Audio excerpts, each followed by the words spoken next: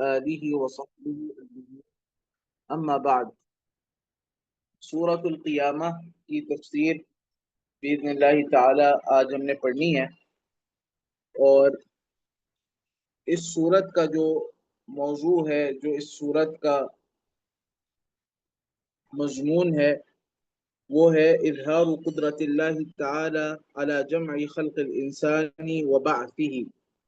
اللہ سبحانہ و تعالیٰ کی قدرت کا اظہار کہ اللہ سبحانہ و تعالیٰ انسان کو دوبارہ تخلیق کرنے پر اور انسان کو دوبارہ قیامت کے دن زندہ اٹھانے پر قادر ہے۔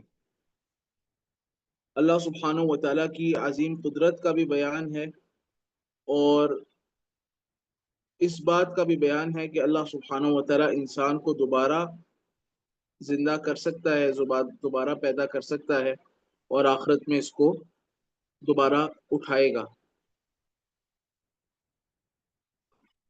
اللہ سبحانہ و تعالیٰ ارشاد فرماتا ہے، بسم اللہ الرحمن الرحیم، لا اقسم بیوم القیامہ،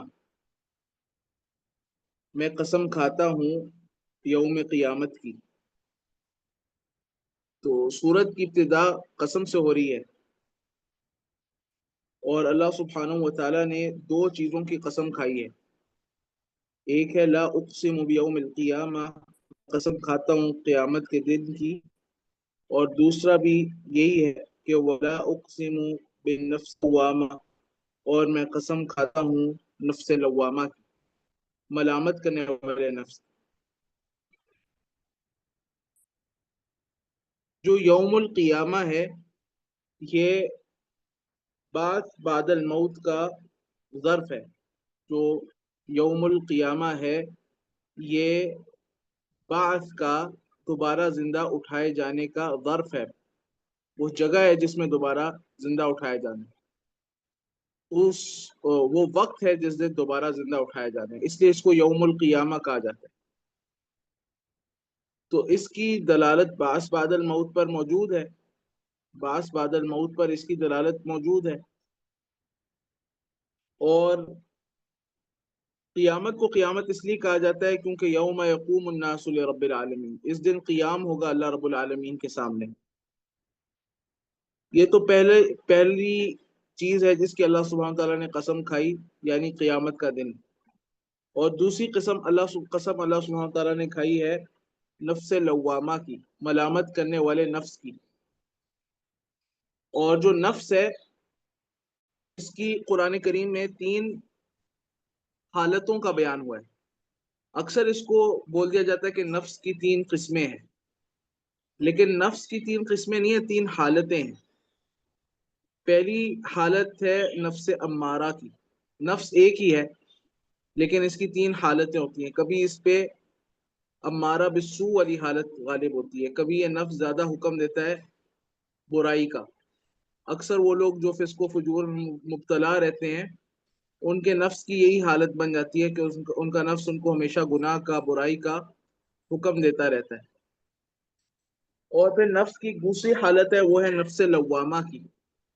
نفس لوامہ یہ ہے کہ ملامت کرنے والا نفس ہے، اور یہ بھی اچھا نفس ہے، اچھی حالت ہے کہ انسان سے جب بھی گناہ ہو، اس کا نفس اس کو تنبیہ کرے، اس کو ملامت کرے۔ اور تیسری جو صورت ہے وہ کیا ہے؟ نفس مطمئنہ۔ نفس مطمئنہ کی بڑی تعریف قرآن نے کی ہے کہ یا ایتھا النفس المطمئنہ ارجعی الی ربک راضیۃ مرضیہ فادخلی فی عبادی وادخلی جنتی، کہ اے مطمئن نفس، یا ایتھا النفس المطمئنہ ارجعی الی ربک، اپنے رب کی طرف لوٹ جا اس حال میں کہ راضیۃ مرضیہ، تو اس سے راضی اور وہ تجھ سے راضی۔ فادخلی فی جنتی، پس داخل ہو جا میری جنت میں۔ فادخلی فی عبادی وادخلی جنتی، پس داخل ہو جا میرے خاص بندوں میں اور داخل ہو جا میری جنت میں۔ تو وہ نفس مطمئنہ ہے۔ تو یہاں پر اللہ سبحانہ و تعالیٰ نے نفس لوامہ کی قسم کھائی، اور اللہ تعالیٰ کا قسم کھانا دلیل ہے کہ اس نفس میں بہت خیر موجود ہے۔ ایسی حالت بھی بہت اچھی حالت ہوتی ہے، انسان سے کبیرہ گناہ ہو جائے صغیرہ گناہ ہو جائے نفس ملامت کرتا ہے، انسان توبہ کرتا ہے، رجوع کرتا ہے۔ تو یہ جو نفس ہے اس کی حالت کیوں ہوتی ہے کہ ملامت کرتا ہے انسان پہ؟ اگر باس بعد الموت نہ ہو، آخرت میں دوبارہ زندہ نہ ہونا ہو، قیامت کا نہ آنا ہو، تو پھر ایسا نفس بھی نہ ہوتا جو کہ انسان کو ملامت کرتا ہوتا۔ ملامت کسی ایک نظام کی بنیاد پر ہی ہوتی ہے، کسی ایک نظام، ایک سوچ، ایک عقیدے کی بنیاد پر ملامت ہوتی ہے، وہ عقیدہ آخرت ہے۔ اگر آخرت کو آپ مائنس کر دیں، آخرت کو سامنے نہ رکھیں، اور پھر یہ نفس کس بنیاد پر ملامت کرتا ہے؟ کوئی بنیاد ہی نہیں رہ جاتی۔ تو نفس کی ملامت جو ہے وہ عقیدہ آخرت کی وجہ سے، بعث بعد الموت کی وجہ سے۔ تو نفس لوامہ یہ بعث بعد الموت کے لیے مصدق کی حیثیت رکھتا ہے، اس کی تصدیق کرنے والا ہے، اس کے اوپر ایک شاہد ہے۔ تو اللہ تعالیٰ نے دو چیزوں کی قسم اٹھائی اور دونوں چیزیں قیامت کے اوپر گواہی پیش کرتی ہیں۔ لا اقسم بیوم القیامہ ولا اقسم بالنفس اللوامہ، میں قیامت کے دن کی قسم کھاتا ہوں، میں ملامت کرنے والے نفس کی قسم کھاتا ہوں۔ جواب قسم، جس بات پر قسم کھائی جا رہی ہے اس کو کہا جاتا ہے جواب قسم، یا المقسم علیہ، جس پر قسم کھائی جائے، تو وہ یہاں پر محذوف ہے، اور وہ جو سیاق ہے اس سے واضح ہے کہ وہ کیا ہے، لتبعثن، وہ کیا ہے، لتبعثن، یعنی اللہ سبحانہ و تعالیٰ یہ فرما رہا ہے کہ میں قیامت کی قسم کھاتا ہوں، قیامت کے دن کی، اور میں نفس لوامہ کی قسم کھاتا ہوں، تمہیں ضرور بے ضرور اٹھایا جائے گا، تمہارا موت کے بعد دوبارہ اٹھنا ضرور بے ضرور ہوگا۔ اس کے بعد اللہ سبحانہ و تعالیٰ کی طرف سے ایسے انسان کو جو کافر ہے اور بعث بعد الموت کا منکر ہے، اس کا انکار کرتا ہے، اس کے لیے ڈانٹ ہے، زجر، زجر کہتے ہیں ڈانٹ کو۔ اللہ سبحانہ و تعالیٰ کی اس کی شان کے مطابق ڈانٹ ہے، وہ پڑھیے۔ اللہ تعالیٰ فرماتا ہے ایحسب الانسان، کیا گمان کرتا ہے کافر انسان، یہاں پر الانسان کا معنی کریں گے کافر، کافر انسان، کیونکہ جو مومن انسان ہے وہ یہ گمان نہیں کرتا، یہ کافر انسان کا گمان ہے۔ ایحسب الانسان، کیا سمجھتا ہے کافر انسان، کیا سمجھتا ہے، کیا گمان کرتا ہے کافر انسان، الن نجمع عظامہ، کہ ہم ہرگز نہیں جمع کر سکتے اس کی ہڈیوں کو۔ یہ کافر کہا کرتے تھے قال من یحیی العظام وہی رمیم، کون ہے جو ہڈیوں کو دوبارہ جمع کر سکتا ہے جبکہ وہ مٹی بن چکی ہوں؟ اور یہ اپنے ذوم میں سمجھتے تھے کہ اللہ سبحانہ و تعالیٰ اس بات پر قادر نہیں ہے۔ اور یہاں پر ایسا کیوں ہے کہ کافر اس چیز کا ذکر کرتے تھے، ہڈیوں کا، عظام کا کیوں تذکرہ کرتے تھے؟ اس لیے کرتے تھے کیونکہ یہ بدن کی جو بنیاد ہے وہ ہڈیوں پر ہوتی، تو یہ نہیں کہا کرتے تھے کہ ایحسب، اللہ تعالیٰ نے بھی یہ نہیں فرمایا کہ احسب الانسان الن نجمع بدنہ، بلکہ الن نجمع عظامہ، یعنی جس پر بنیاد ہے وہی، جب ان کا عقیدہ یہ تھا کہ اللہ تعالیٰ جمع نہیں کر سکتا تو پھر بدن کو کہاں جمع کرنا ہے؟ جب ہڈیاں ہی مٹی بن جاتی ہیں تو پھر بدن کو کیسے، بدن تو بالاولا جمع کرنا محال ہو۔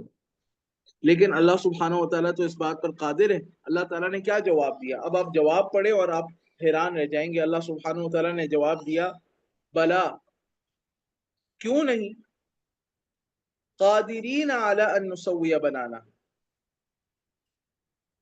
ہم تو اس بات پر بھی قادر ہیں کہ ہم درست کر دیں اس کی انگلیوں کے پوروں کو۔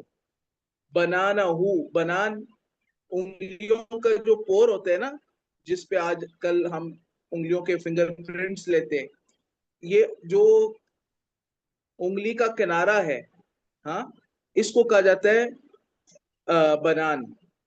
تو اللہ سبحانہ و تعالیٰ فرما رہے کہ ہم تو انگلیوں کے پوروں کو بھی تخلیق کرنا دور کی بات ہے، نسویہ، ہم ان کو درست کر دیں گے، جیسے دنیا میں تھے ایسے ہی وہاں بنا دیں گے۔ سبحان اللہ۔ اور بلا کے بعد ایک عبارت محذوف ہے، اور وہ کیا ہے، نجمعها، بلا کیوں نہیں، ہم اسے جمع کریں گے، قیامت والے دن ہم اس انسان کو جمع کریں گے، اس کی ہڈیوں کو جمع کریں گے، قادرین، اس حال میں کہ ہم قدرت رکھنے والے ہیں، پوری طاقت رکھنے والے ہیں، الا ان نسوی بنانا، اس بات پر کہ ہم درست کر دیں، ٹھیک ٹھیک کر دیں اس کی انگلیوں کے پوروں تک کو بھی۔ سبحان اللہ۔ پھر اللہ سبحانہ و تعالیٰ اس کے بعد فرماتا ہے کہ بل یرید الانسان، بلکہ یہ جو کافر انسان ہے، الانسان سے مراد کافر انسان ہے، جو کافر انسان ہے یہ چاہتا ہے، اس کا ارادہ کیا ہے، یہ عقیدہ آخرت کا انکار کیوں کرتا ہے، بعث بعد الموت کا انکار کیوں کرتا ہے؟ اس لیے کہ اس کا ارادہ کیا ہے، لیفجر امامہ، تاکہ مستقبل میں بھی، آئندہ آنے والی زندگی میں بھی یہ فجور، فسق و فجور کرتا رہے۔ دیکھیں کافر دنیا کے اندر اتنا مست ہوتا ہے کہ وہ اس بنیاد پر عقیدہ آخرت کا انکار کرتا ہے، دنیا کی جو مستی ہے اور دنیا کی جو شہوات ہیں یہ عقیدہ آخرت کے انکار کا باعث بنتی ہیں۔ آپ کو معلوم ہونا چاہیے کہ دین سے دوری کے دو بنیادی اسباب ہیں، ایک سبب شبہ ہے اور ایک سبب شہوت ہے۔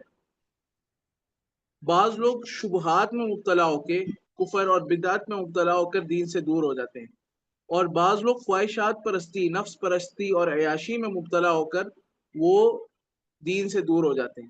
یہ دو اسباب ہیں دین سے دوری۔ تو جو کافر انسان ہے وہ خواہش پرست ہے، وہ اتنی دنیا کی مستی کے اندر، اتنی عیاشی کے اندر ہے کہ وہ اس بنیاد پر آخرت کا انکار کرتا ہے۔ تو اس سے پتہ چلتا ہے کہ جو شبہات بھی ہے نا، جو آخرت کے متعلق اور دین کے متعلق جو ڈاؤٹس ہیں، جو شبہات ہیں، اس کی بھی جو اساس ہے پیچھے وہ شہوت ہی ہوتی ہے، اس کی بھی جو اساس ہے وہ پیچھے شہوت ہی ہوتی ہے انسان کی۔ تو اس کے بعد اللہ سبحانہ و تعالیٰ نے فرمایا کہ یسألو، یہ کافر انسان سوال کرتا ہے اپنے عناد سے۔ ایک سوال ہوتا ہے مسئلہ معلوم کرنے کے لیے، تحقیق کرنے کے لیے، یہ اہل ایمان کے سوالات ہیں، جو دیندار لوگ ہوتے ہیں، اہل خیر ہوتے ہیں، وہ سوال کرتے ہیں۔ جیسے صحابہ کرام نبی کریم صلی اللہ علیہ وسلم سے سوال کیا کرتے تھے، پھر صحابہ کرام سے تابعین سوال کیا کرتے تھے۔ وہ سوال ہوتے ہیں مسائل معلوم کرنے کے لیے، کوئی شرعی حکم معلوم کرنے کے لیے، اللہ اور اس کے رسول کی رضا کو معلوم کرنے کے لیے۔ لیکن جو کفار کے سوالات ہیں، اسی طرح جو شریر قسم کے لوگ ہوتے ہیں، ان کے جو سوالات ہوتے ہیں وہ ضد اور عناد پر ہوتے ہیں، زج کرنے کے لیے ہوتے ہیں، تنگ کرنے کے لیے ہوتے ہیں، اور کٹ حجتی کرنے کے لیے ہوتے ہیں۔ تو یہاں پر اسی قسم کے سوال کا تذکرہ ہے۔ یسألو، یہ کافر انسان عناد کی وجہ سے، ضد اور ہٹ دھرمی کی وجہ سے سوال کرتا ہے، ایان یوم القیامہ، کب کب ہوگا قیامت کا دن، ایان یوم القیامہ یعنی قیامت کب واقع ہوگی، کب آئے گی قیامت، لے آؤ، اتنی تاخیر کر رہے ہو، جلدی لے آؤ، اگر یہ سچ ہے تو ابھی آ جائے۔ یعنی اس طرح کے سوالات کرتے تھے ضد و عناد کی وجہ سے، ثابت یہ کرنا چاہتے تھے کہ کوئی نہیں آنی قیامت۔ اللہ سبحانہ و تعالیٰ نے جواب دیا، اور جواب کیسے دیا؟ قیامت کے احوال کو بیان کر کے، قیامت کے احوال کو بیان کر کے فرمایا کہ فَإِذَا بَرِقَ الْبَصَرُ، قیامت تب آئے گی جب برق البصر، ہاں، حیران و پریشان ہو جائیں گی آنکھیں، آنکھیں جو ہے پتھرا جائیں گی، چندیا جائیں گی۔ جب انسان کوئی حیران کن منظر دیکھتا ہے نا، تو اس کی آنکھ جو ہے وہ اس کو چپکنا شروع کر دیتا ہے حیرانی کی وجہ سے، مدہوش، یعنی انسان جب دہشت ناک کوئی چیز دیکھے تو انسان حیران ہو جاتا ہے۔ تو فَإِذَا بَرِقَ الْبَصَرُ، قیامت تب قائم ہوگی، تب آئے گی جب آنکھیں چندیا جائیں گی، آنکھیں پترا جائیں گی، حیران و مندہش ہو جائیں گی۔ وَخَسَفَ الْقَمَرُ، اور چاند بے نور ہو جائے گا۔ یہ دوسری علامت ذکر کی، پہلی علامت برق البصر، دوسری علامت وخسف القمر، چاند جو ہے بے نور ہو جائے گا۔ خسف کہتے ہیں ذہاب الضوء کو، روشنی کے چلے جانے کو، چاند جب بے نور ہو جائے گا۔ وجمع الشمس والقمر، اور جمع کر دیا جائے گا سورج اور چاند۔ سورج کے بارے میں آتا ہے اذا الشمس کورت، سورج بھی بے نور ہو جائے گا، اور چاند کے بارے میں یہاں آ گیا کہ چاند بے نور ہو جائے گا۔ تو دونوں بے نوری میں جمع ہو جائیں گے، اور ان دونوں کو اکٹھے جہنم میں ڈال دیا جائے گا، والعیاذ باللہ من ذلک۔ وجمع الشمس والقمر یقول الانسان، اس دن کہے گا انسان، کون سا انسان؟ یہی کافر انسان، کیونکہ وہ جو آخرت کا دن ہے نا، اللہ تعالیٰ نے کہا ہے کہ علی الکافرین غیر یسیر، کافروں پر بہت مشکل ہے۔ اس کا مفہوم کیا ہے کہ مسلمانوں پر، نیکوکار لوگوں پر وہ دن آسان ہے، اللہ تعالیٰ اپنی رحمت سے آسانی فرمائے گا، اپنے عرش کا سایہ نصیب فرما دے گا، اور اللہ سبحانہ و تعالیٰ قیامت کی پریشانی سے اہل ایمان کو محفوظ رکھے گا، حتیٰ کہ قیامت کا دن اپنی شدید ترین ہولناکیوں کے باوجود اہل ایمان پر اتنا خفیف ہوگا جیسے عصر کی نماز ہے، اور اتنا کم وقت، کتنی کم وقت مدت ہوگی جتنا عصر اور مغرب کے درمیان وقفہ ہے۔ یہ اللہ سبحانہ و تعالیٰ کے فضل سے ہوگا۔ اللہ تعالیٰ ہمیں ایسے اہل ایمان میں سے بنائے کہ جن کو قیامت کی سختی نصیب نہ ہو، اور ان کے لیے وہ دن راحت اور رحمت کا دن بن جائے، اس دن اللہ کی رحمت مل جائے ہمیں۔ اور یہ ایک ربط بھی ہے، اہل علم کہتے ہیں کہ اللہ تعالیٰ نے مالک یوم الدین سے پہلے الرحمن الرحیم کا ہے سورہ فاتحہ میں، الحمد للہ رب العالمین الرحمن الرحیم مالک یوم الدین، اس لیے کہ اللہ سبحانہ و تعالیٰ کی کامل رحمت کا ظہور وہ قیامت والے دن ہوگا۔ اللہ تعالیٰ اہل ایمان پر رحم کرے گا انشاءاللہ۔ تو یہ یہاں پر یہی فرمایا کہ وَجُمِعَ الشَّمْسُ وَالْقَمَرُ يَقُولُ الْإِنسَانُ، کافر انسان کہے گا، یومئذ، اس دن یعنی قیامت کے دن، جب وہ اللہ تعالیٰ کا عذاب، اس کی شدت، قیامت کی ہولناکیاں دیکھے گا، یہ دیکھے گا کہ لوگ پسینے میں ڈوبے ہوئے ہیں اور ان کو پسینے کی وجہ سے لجام آ رہی ہے، ہاں، یعنی اپنے پسینے میں غوطہ زن ہے، تو فرمایا کہ یقول الانسان، انسان، کافر انسان اس دن کہے گا این المفر، کہاں ہے بھاگنا، کہاں ہے فرار کی جگہ، کہاں میں بھاگوں یہاں سے بچ کے؟ تو کوئی فرار کی جگہ نہیں ہوگی، کلا، ہرگز نہیں، فرار کی تو کوئی جگہ ہی نہیں ہوگی، لا وزرا، نہیں ہے وہاں پر کوئی پناہ گاہ، کوئی پناہ گاہ نہیں ہے، کوئی جائے نجات نہیں ہے، جائے پناہ نہیں ہے۔ الی ربک یومئذ المستقر، اس دن تو ٹھکانہ ہوگا تمہارے رب کی طرف، الی ربک، تمہارے رب کی طرف، یومئذ، اس دن ہوگا، المستقر، قرار پکڑنا، ٹھکانہ بنانا، یعنی ہر ایک نے اللہ رب العالمین کے سامنے پیش ہو جانا، ہر ایک نے، اور اللہ سبحانہ و تعالیٰ سے ہر ایک کی ملاقات ہونی ہے، اور اللہ سبحانہ و تعالیٰ نے ہر ایک سے سوال کرنا ہے، الی ربک یومئذ المستقر۔ تو دنیا میں بھی انسان اس حقیقت کو سمجھ جائے تو بس اس کی آخرت بن گئی، اگر یہ حقیقت اس کو سمجھ میں آ گئی کہ میں نے رب العالمین کے سامنے پیش ہو جانا ہے، میرے پاس کوئی جائے فرار نہیں ہے، کوئی جائے نجات نہیں ہے سوائے اللہ رب العالمین کی ذات کے، تو اللہ سے کیوں بھاگنا ہے؟ اللہ کی طرف بھاگ لے۔ اللہ سے کیوں بھاگنا ہے؟ اللہ تعالیٰ کی طرف بھاگ لے، اسی دنیا میں بھاگ لے۔ فَفِرُّوا إِلَى اللَّهِ، اللہ تعالیٰ نے حکم دیا نا قرآن کریم میں، بس تم سب بھاگو اللہ تعالیٰ کی طرف، تو دنیا میں اللہ تعالیٰ کی طرف ٹھکانہ بنا لے اطاعت کر کے۔ فَمَنْ شَاءَ اتَّخَذَ إِلَىٰ رَبِّكَ سَبِيلًا، بس جو چاہتا ہے نجات، آخرت کی کامیابی، تو وہ اپنے رب کی طرف راستہ پکڑ لے، تو دنیا میں ایسی زندگی گزار لے کہ اللہ رب العالمین کے روبرو جب پیش ہو تو اس کو نجات ملے، اس کو اللہ کی رحمت ملے۔ یونبأ الانسان، اس دن اللہ سبحانہ و تعالیٰ خوب باخبر کر دے گا، یونبأ، وہ باخبر کر دے گا، انسان، الانسان، ایسے کافر انسان کو، یومئذ، اس دن، بما قدم واخر، ان بدعمالیوں کی جو اس نے آگے بھیجی، جو پیچھے چھوڑی۔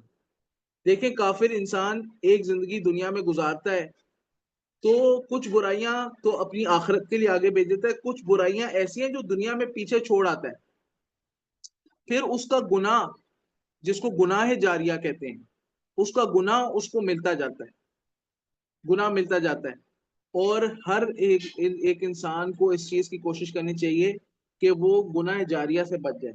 ایک ہے صدقہ جاریہ، وہ تو کرنا چاہیے کہ انسان اپنی آخرت کے لیے جو ہے وہ نیکیاں کرے جو آخرت کے لیے ذخیرہ ہوتی رہیں، لیکن ایک ہے گناہ جاریہ۔ گناہ جاریہ کم از کم اس سے انسان بچ جائے، یعنی جب وہ دنیا سے جائے تو ایسا نہ ہو کہ پیچھے سے اس کے جو ہے وہ جو گناہوں کا بیلنس ہے وہ چل رہا ہے، وہ جاری ہے، گناہ آ رہے ہیں اس کی طرف۔ اس کے بعد اللہ سبحانہ و تعالیٰ فرماتے ہیں، بل الانسان علی نفسہ بصیرہ، بلکہ اب جو حقیقت ہے وہ کیا ہے؟ الانسان، یہ جو کافر انسان ہے، علی نفسہ، اپنے نفس پر، اپنی حالت پر، بصیرتن خود شاہد ہے، بصیرہ خوب شاہد ہے، یعنی کہ وہ خود اپنا حساب لینے کے لیے کافی ہے۔ اگر اس کو کہا جائے کہ تمہارا حساب، اللہ سبحانہ تعالیٰ اس کو کہیں کہ تمہارا حساب ہم نہیں لیتے، تم خود اپنا حساب لے لو، تم منصف بن جاؤ، تو اس کے لیے یہ بات کافی ہے۔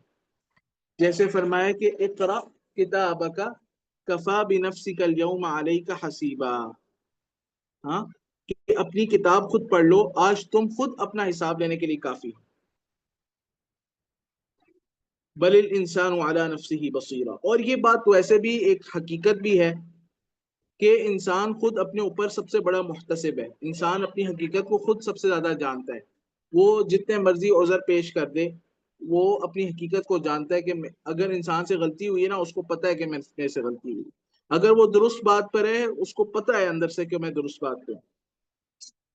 ولو القا معاذیرہ، اگرچہ وہ پیش کرے معاذیرہ اپنی معذرتیں، انسان جو ہے وہ قیامت والے دن جتنی مرضی معذرتیں پیش کر لے، یعنی مشرک لوگ جو ہے نا ایک موقع پر یہ بھی کہیں گے کہ واللہ ربنا ما کننا مشرکین، اللہ کی قسم اے ہمارے رب، ہاں ہم تو دنیا میں شرک کرتے ہی نہیں تھے، ہم نے کبھی شرک کیا ہی نہیں ہے، ما کننا مشرکین، ہم مشرکوں میں سے تھے ہی نہیں، ہم نے شرک کبھی کیا ہی نہیں، حالانکہ سب کچھ شرک کرتے رہے ہوں گے لیکن وہاں پر صاف انکار کر دیں گے۔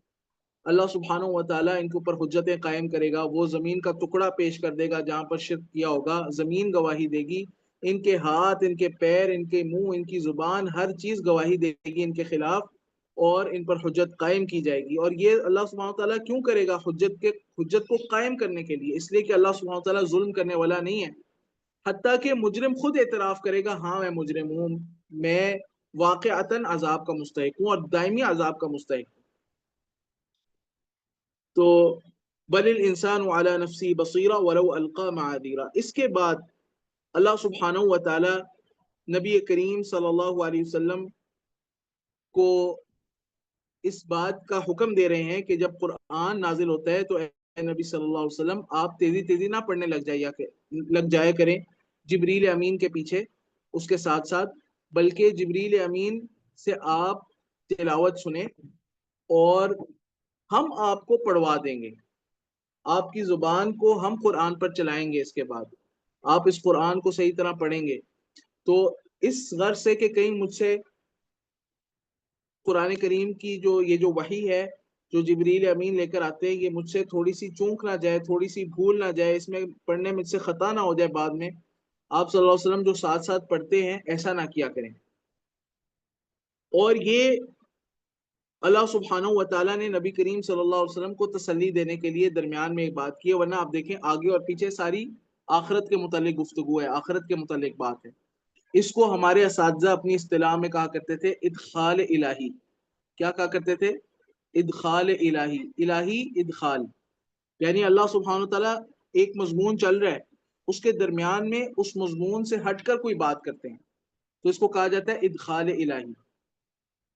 اور یہ ادخال الہی برائے تسلی نبی صلی اللہ علیہ وسلم، نبی صلی اللہ علیہ وسلم کی تسلی کی خاطر۔ تو اللہ سبحانہ تعالیٰ نے فرمایا بل الانسان، بلکہ انسان، اللہ تعالیٰ نے فرمایا کہ لا تحرک به لسانک لتعجل به، لا تحرک، آپ حرکت نہ دیں، آپ حرکت نہ دیں به ای بالقرآن، اس قرآن کے ساتھ، لسانک اپنی زبان کو، لتعجل به تاکہ آپ جلدی کر لیں، به اس کے ساتھ، یعنی آپ قرآن جلدی جلدی پڑھ لیں، اس کو یاد کر لیں۔ ہاں، آپ جب جبریل وہی لے کر آتے ہیں آپ قرآن کو اس کے ساتھ ساتھ نہ پڑھا کریں۔ ان علینا، بے شک ہمارے ذمے ہے، ہم پر یہ بات لازم ہے، جمعہ، کہ ہم اس کو جمع کر دیں، ای فی صدرک، آپ کے سینے میں، جمع کر دیں کس میں؟ آپ کے سینے میں، یعنی اس کو آپ کے سینے میں محفوظ کر دیں، وقرآنہ، اور اس کے بعد آپ کو یہ پڑھوا بھی دیں، بے شک ہمارے پہ لازم ہے اس کا جمع کرنا اور اس کا پڑھوانا، یعنی ہم آپ کے سینے میں اس کو محفوظ کر دیں گے، جبریل وہی دے کر جائیں گے، یہ وہی آپ کو یاد ہوگی، اور آپ پڑھنا چاہیں گے تو آپ آرام سے پڑھ سکیں گے۔ سبحان اللہ۔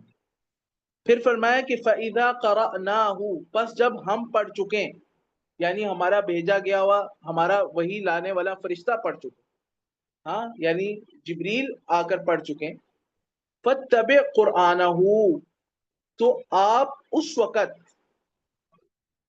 پیروی کریں اس کے پڑھنے کی، یعنی جب جبریل پڑھ رہے ہوں آپ خوب غور سے سنیں، فَإِذَا قَرَأْنَاهُ، پس جب پڑھ رہا ہو، فَإِذَا قَرَأْنَاهُ، پس جب ہم اس وحی کو، اس قرآن کو پڑھ رہے ہوں، یعنی ہمارا نمائندہ اس کو پڑھ رہا ہو، جبریل امین، فَاتَّبِعْ قُرْآنَهُ، تو اس کے پڑھنے کی آپ پیروی کریں، یعنی غور سے سنیں۔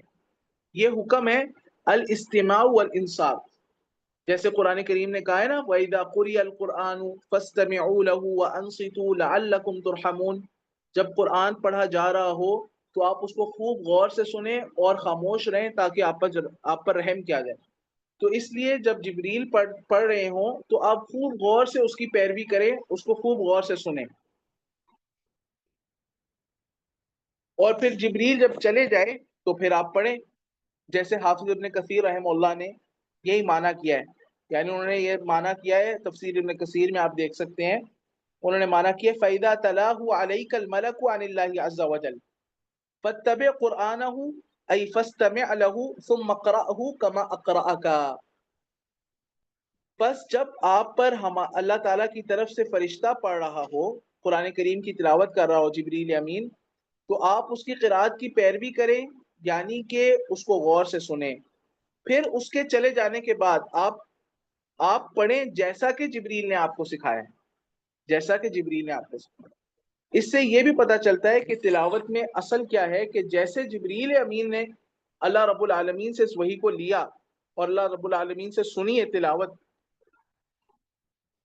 تو ویسے ہی جبریل نے آ کر نبی مکرم صلی اللہ علیہ وسلم پر اس وحی کی تلاوت کی، اور نبی مکرم صلی اللہ علیہ وسلم نے جیسے جبریل امین سے اس وحی کی تلاوت سنی، ویسے ہی نبی مکرم صلی اللہ علیہ وسلم سے صحابہ کرام نے، ویسے ہی آپ نے صحابہ کرام پر اس کی تلاوت کی، اور یہ تلاوت جو ہے قرآن کریم کی قرات، اس کی تلاوت یہ آج بھی اسی طرح کی جاتی ہے جیسے کہ نبی مکرم صلی اللہ علیہ وسلم کو جبریل نے سنائی تھی، جیسے اللہ رب العالمین نے پڑھا تھا۔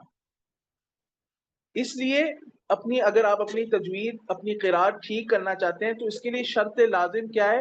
تلقی عن الاستاذ، یہ کتاب سے پڑھ کر حاصل نہیں ہو سکتی، بلکہ استاذ کی شاگردی اختیار کرنا ضروری ہے، جو ماہر قاری ہے، جس نے اساتذہ سے پڑھا ہے، ہاں اس سے آپ اس قرآن کو پڑھیں، وہ آپ کی تلاوت جو ہے وہ ٹھیک کرے گا، آپ کی تجوید صحیح کرے گا، اور یہ بہت ضروری ہے۔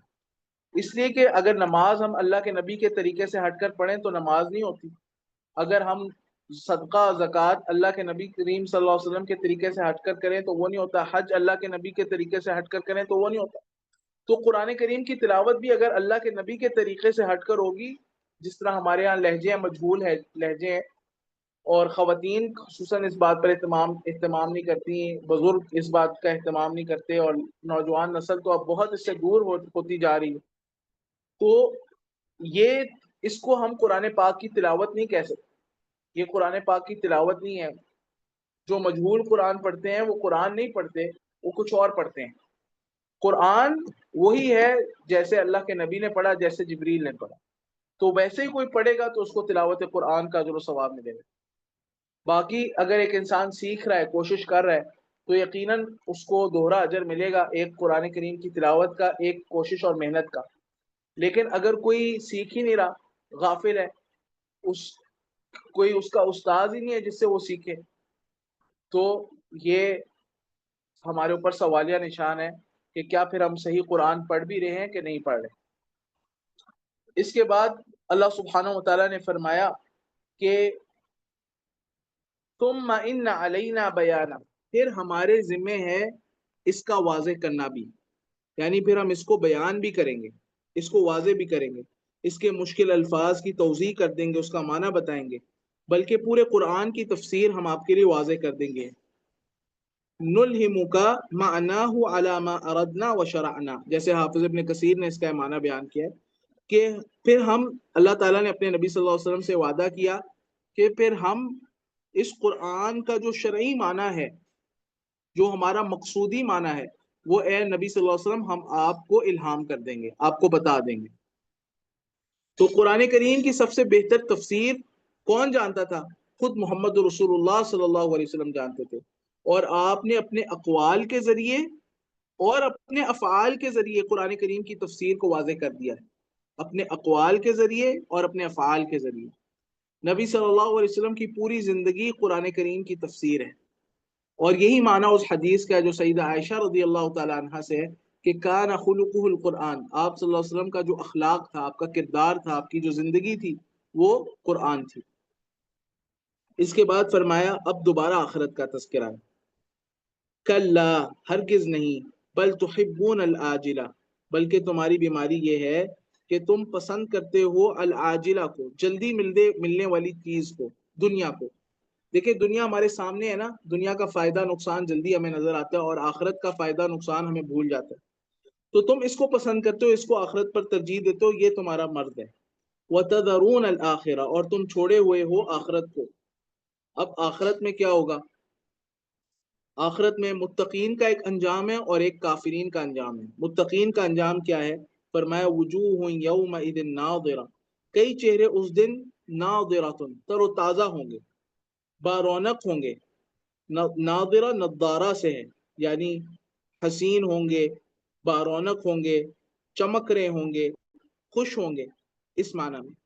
الی ربیہا، اپنے رب کی طرف، ناظرۃ، دیکھ رہے ہوں گے۔ سبحان اللہ، یہ آخرت کی سب سے بڑی نعمت ہے، اللہ رب العالمین کا دیدار۔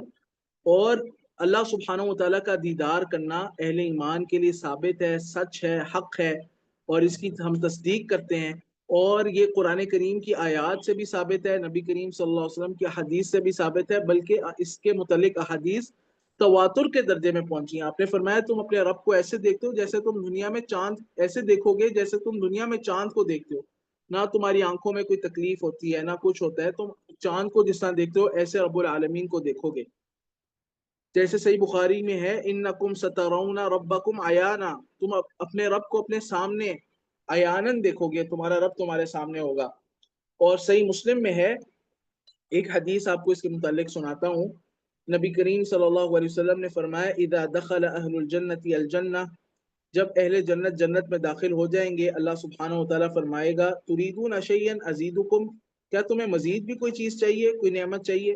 تو اہل جنت کہیں گے الم تبیض وجوہنا الم تدخلنا الجنہ وتنجنا من النار، اے اللہ کیا آپ نے ہمارے چہروں کو روشن نہیں کر دیا؟ اے اللہ رب العالمین کیا آپ نے ہمیں جنت میں داخل نہیں کر دیا، ہمیں جہنم سے نجات نہیں دے دی؟ تو اللہ سبحانہ و تعالیٰ فرمائے گا، اللہ سبحانہ و تعالیٰ اپنے حجاب کو اٹھا لے گا، فما اعطوا شيئا احب اليهم من النظر الى ربهم، اور جنتی لوگوں کو اللہ رب العالمین کے دیدار سے بڑی کوئی نعمت نہیں ملی ہوگی۔ اور یہی وہ زیادہ ہے جس کا ذکر قرآن کریم میں ہے کہ للذین احسنوا الحسنى وزیادہ، کہ جن لوگوں نے دنیا میں احسان اختیار کیا، یعنی نیکی اختیار کی، تقوی پرہیزگاری اختیار کی، اور خوب پختگی کے ساتھ رب العالمین کی عبادت کی کمال کے درجے میں، ان لوگوں کے لیے حسنہ ہے یعنی جنت، و زیادہ، اور زیادہ ہے۔ زیادہ کی تفسیر یہی اللہ کے نبی کریم صلی اللہ علیہ وسلم نے یہاں پر فرمائی ہے کہ اللہ رب العالمین کا دیدار ہے۔ تو یہ آخرت میں ملے گا انسان کو، اہل ایمان کو۔ تو اس کی اللہ سبحانہ و تعالیٰ سے دعا بھی کرنی چاہیے کہ اللہ ہمیں اپنے وجہ کریم کا دیدار کرا، اور یہ سب سے بڑی نعمت ہے جنت کی۔ اس کے بعد جنت کی ہر نعمت بھی انسان کو بھول جائے گی، اتنی بڑی نعمت ہے اور اتنی لذت والی نعمت ہے۔ اللہ کے نبی صلی اللہ علیہ وسلم بھی دعا کرتے تھے وَأَسْأَلُكَ لَذَّةَ النَّظَرِ إِلَىٰ وَجْهِكَ، آپ کی ایک طویل دعا ہے، اس میں الفاظ ہیں کہ اللہ میں تجھ سے تیرے چہرے کی دیدار کی جو لذت ہے اس کا سوال کرتا ہوں۔ تو اس میں بہت بڑی لذت ہوگی، یہ ایک معنوی لذت ہے جو آخرت میں اہل ایمان کو نصیب ہوگی۔ اللہ سبحانہ تعالیٰ ہم سب کو نصیب کرے۔ تو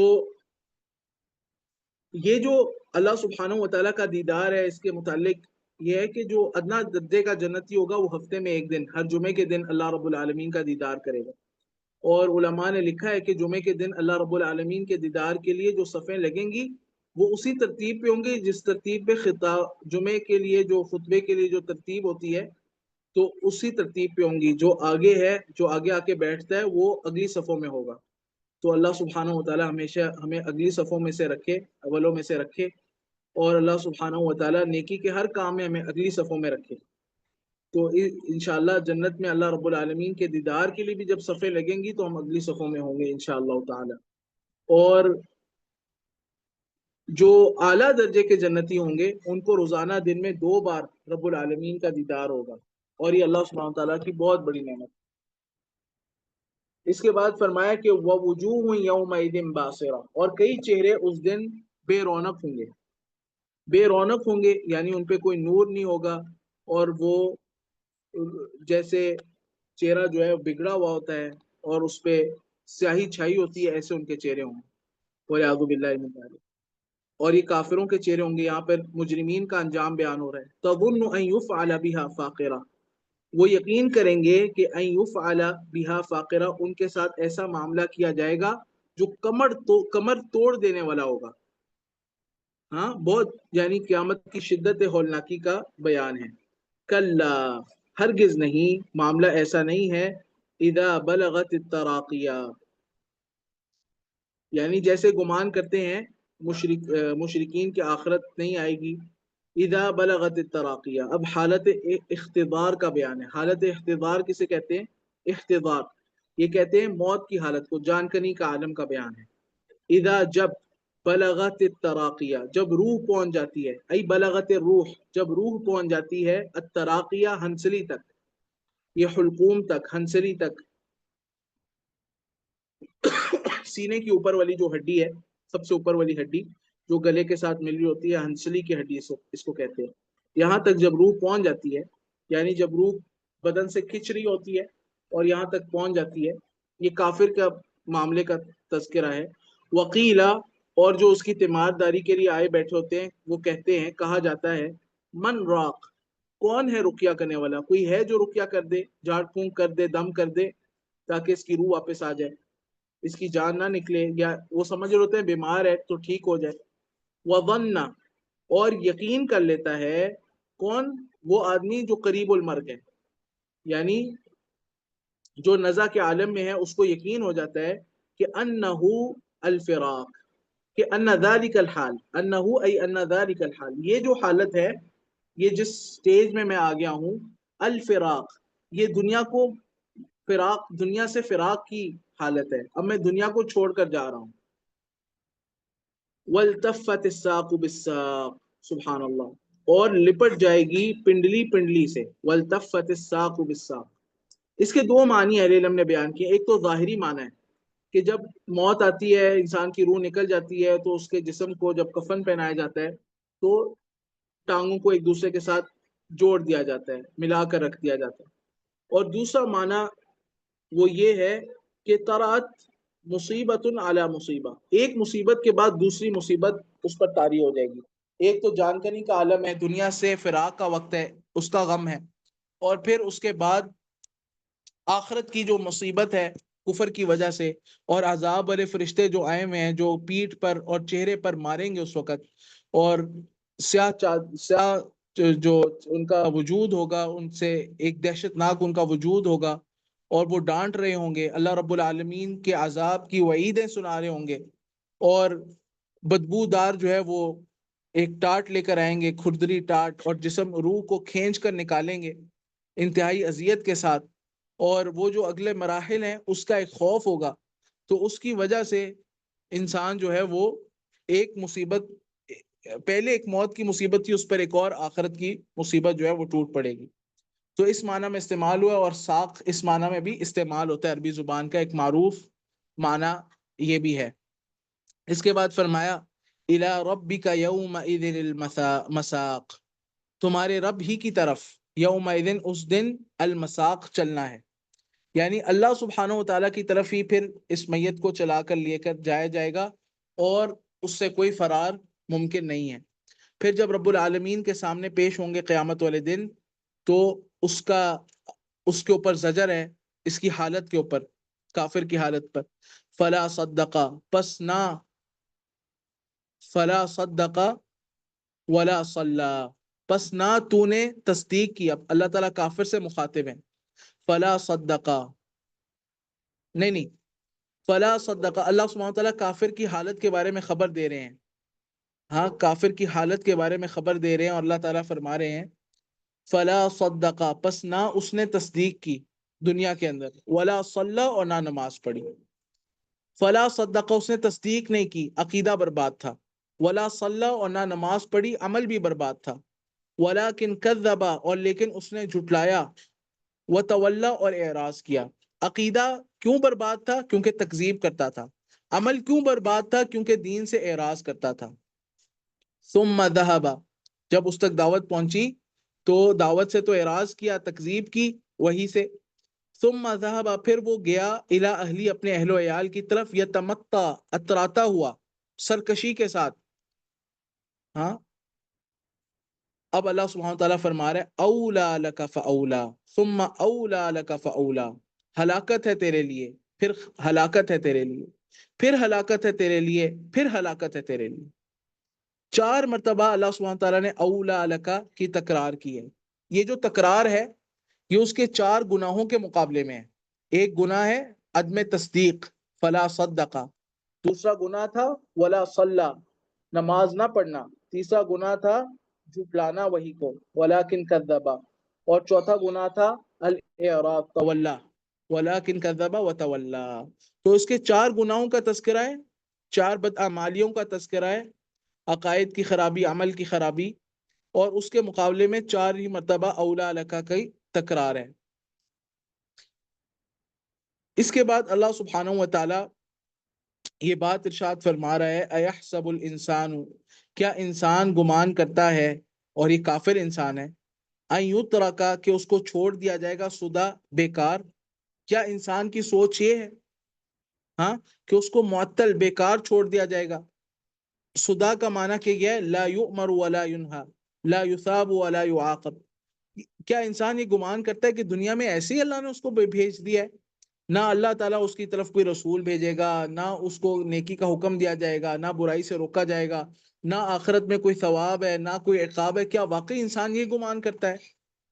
تو اگر یہ گمان کرتا ہے تو پھر اس بات میں غور کر لے کہ الم یکن نطفتن، کیا وہ ایک قطرہ نہیں تھا حقیر سا، من منی، یہ منی کا، یمنا، جو ٹپکایا جاتا ہے رحم، کیا وہ ایک حقیر سا منی کا قطرہ نہیں تھا؟ ثم کان علقۃ، پھر وہ علقہ بن گیا، جمع ہوا خون بن گیا. فخلق، تو اس اللہ نے اس کو پیدا کیا. فسوا، پھر ٹھیک ٹھاک کر دیا. یعنی جس حلیے میں آج یہ انسان ہے، یہ منی کے قطرے سے ہی ہوتا ہوتا کئی مراحل سے گزرتا گزرتا آج اس حلیے میں پہنچا ہے. تو کیا وہ اس میں غور نہیں کرتا کہ ایک ایسی طاقت والی ذات ہے، ایک ایسی قدرت والی ذات ہے جس نے ان مراحل سے گزار کر اس کو تخلیق کیا ہے؟ فجعل منه الزوجین الذکر والانثى، پھر اللہ تعالیٰ نے اس کو بنا دیا دو قسم میں، دو قسم میں بنا دیا. الذکر والانثى، بعض کو مرد بنایا، بعض کو عورت بنایا. تو وہ ذات جو اس سب کو کرنے پر قادر ہے، جو ایک منی کے قطرے سے ایک انسان جیسا وجود بنا دیتی ہے، مرد بنا دیتی ہے، عورت بنا دیتی ہے، کیا وہ ذات جو اس سب پر قادر ہے؟ الیس ذالک، کیا ایسی ذات جو انسان کو ان اطوار میں اس نے پیدا کیا، تخلیق کیا، بقادر علی یحیی الموتى، کیا ایسی ذات اس بات پر بھی قادر نہیں ہے کہ وہ ان یحیی الموتى، مردوں کو زندہ کر سکے؟ بھئی ایک مخلوق کو آپ نے عدم سے وجود میں لانا ہے، یہ زیادہ مشکل ہے، یا ایک مخلوق جس کو موت آ گئی ہے وہ وجود سے معدومیت کی طرف چلی گئی ہے، کیا اس کو دوبارہ پیدا کرنا زیادہ مشکل ہے؟ ایک نئی چیز بنانا زیادہ مشکل ہے کہ ایک سیمپل کے مطابق کسی چیز کو بنا دینا زیادہ مشکل ہے؟ ظاہر سی بات ہے نئی چیز بنانا زیادہ مشکل ہے. تو اللہ جو اتنا قادر ہے، اتنی اس کی بڑی قدرت ہے کہ وہ اس نے انسان کو عدم سے بنایا ہے، کیا موت دینے کے بعد وہ دوبارہ زندہ نہیں کر سکتا؟ وہ بالکل دوبارہ زندہ کر سکتا ہے، وہ اس بات پر قادر ہے. تو بعض روایات میں یہ ہے کہ نبی کریم صلی اللہ علیہ وسلم صحابہ کرام کے عمل سے بات ثابت ہے کہ وہ ایسا کہا کرتے تھے کہ جب یہ آیت پڑھتے الیس ذالک بقادر علی یحیی الموتى، تو کہتے کہ سبحانک فبلا، اے اللہ تو پاک ہے، کیوں نہیں، تو اس بات پر قادر ہے. یعنی تصدیق کرتے ہوئے کہتے ہیں. تو ہمیں بھی یہ کلمات کہنے چاہیے، اور صحابہ کرام نے اس کی نسبت اللہ کے نبی صلی اللہ علیہ وسلم کی طرف کی ہے، تو اس لیے ایسے کہنے میں کوئی حرج نہیں ہے، ایسے کہنا چاہیے۔ اور اس اضافی اس کے علاوہ بھی آپ کہہ سکتے ہیں بلا انہ علی کل شیء قدیر، کیوں نہیں، اللہ تعالیٰ تو ہر چیز پر قادر ہے۔ تو یہ قرآن سے تاثر لینے کے قبیل سے ہے کہ انسان قرآن سے تاثر لے اور جواب دے اللہ سبحانہ تعالیٰ کی آیات کا۔ تو یہ اس صورت کی تفسیر تھی، اسی پر اکتفا کرتے ہیں۔ وبہذا القدر اکتفی اليوم، وباللہ تعالی التوفیق، وصلی اللہ وسلم علی نبینا محمد وعلی آلہ وصحبہ اجمعین۔